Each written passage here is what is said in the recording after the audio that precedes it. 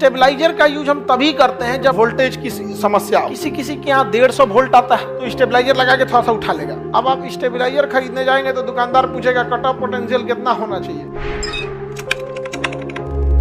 हमारे जितने हाउस या होम अप्लायंसेस हैं, जितने भी घर की चीजें चलती हैं, वो 220 वोल्ट पे चलती हैं।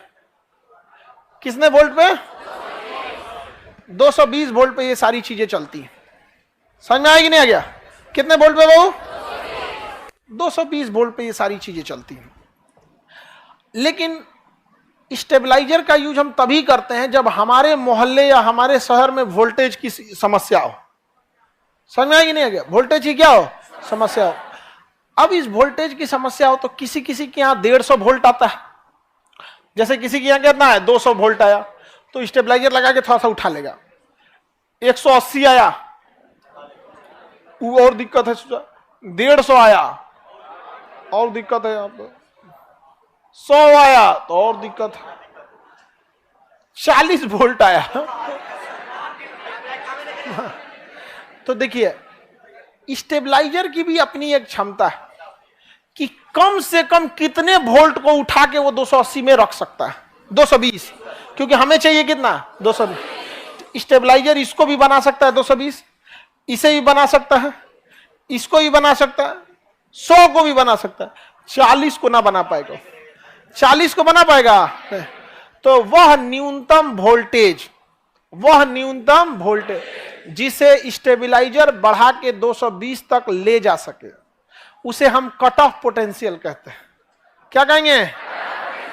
Cut off potential. तो कट ऑफ पोटेंशियल मैक्सिमम मान को दर्शाता है कि मिनिमम मान? हाँ, मिनिमम मान को बताता। तो कट ऑफ पोटेंशियल क्या हो गया? वह न्यूनतम वोल्टेज जिसे उठाकर कोई ट्रांसफार्मर कितना बना देता है? कोई ट्रांसफार्मर या स्टेबलाइजर कितना बना दे? 220। उसे हम क्या कहते हैं? Cut off potential. कौन सा पोटेंशियल? Cut off potential. समझ में आ गया? कट ऑफ पोटेंशियल इजी है कि नहीं? अब आप स्टेबलाइजर खरीदने जाएंगे तो दुकानदार पूछेगा कट ऑफ पोटेंशियल कितना होना चाहिए, तो वो पूछ भी नहीं करेगा। सबको पता, लगभग मार्केट में जितना आता है उसका कट ऑफ पोटेंशियल 100 रहता है। कितना रहता है? 100। क्योंकि इतना भी कम वोल्टेज थोड़े रहता है किसी की कि 100 से कम रहेगा। 80 से 100 के बीच में कट ऑफ पोटेंशियल रहते हैं सब। तो वह मिनिमम वोल्टेज जिसे कितना ले जाया जा सके? हाँ, 220। जैसे हमको समझिए स्टेबलाइजर, आप लोग को एक अच्छा स्टूडेंट बनने के लिए 220 वोल्ट चाहिए। हम पढ़ा के आपको वोल्टेज नीचे रहता है तो 220 तक लाते हैं। लेकिन कोनो ऐसा बकलोल रहेगा जिसको कोई मतलब ही नहीं 20 वोल्ट पे आया है, तो क्या हम 220 वोल्ट कर पाएंगे? कट ऑफ पोटेंशियल समझ में आ गया? अब आप ही बताओ, आप में से जितने लड़के हैं सबका वोल्ट मतलब एक जो लेवल पे होना चाहिए, सब तो उस लेवल पे नहीं रहते, तभी तो आप पढ़ने आए हैं।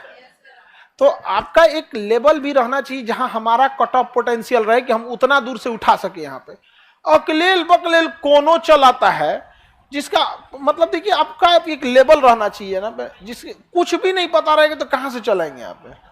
समझ में आ गया कि नहीं आ गया? अब आपसे कोई पूछे कि दाब का नियम किसने दिया था, तो पास्कल अगर नहीं पता है, आप गैलीलियो तक जाइए समझ में आता है। आप बोल दीजिएगा हुमायूं दिया था तो नहीं तब आप हमारे कट ऑफ पोटेंशियल से बाहर है। कट ऑफ पोटेंशियल क्या है? बाहर। आप लोग को मेहनत करके केवल कहां पहुंचना है? मेरे कट ऑफ पोटेंशियल तक। उसके बाद हम आपको कहां पहुंचा देंगे दोस्तों? तो जो भी टीचर ये बोलते हैं कि घर से थोड़ा पढ़ के आओ, ये करके, वो क्या कहना चाहते हैं कि आप एटलीस्ट कट ऑफ पोटेंशियल अच्छा देखिए एक बात बताइए, अच्छा स्टेबलाइजर वही होता है जिसका कट ऑफ पोटेंशियल कम हो।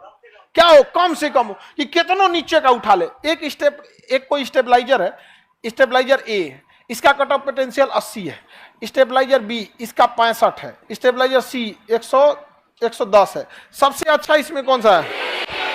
हाँ, तो अच्छा स्टेबलाइजर वही है जिसका कट ऑफ पोटेंशियल कम से कम हो। एकदम में कम रहे तब वो उठा के कहां भेज दे? 220। तो वैसे ही टीचर में भी हर टीचर का कट ऑफ पोटेंशियल अलग होता है। कुछ कुछ टीचर एकदम कमजोर विद्यार्थी को भी पुल अप करके उठा लेते हैं, तो उनका कट ऑफ पोटेंशियल 65 है। और कुछ कुछ कट ऑफ पोटेंशियल रहता है 210।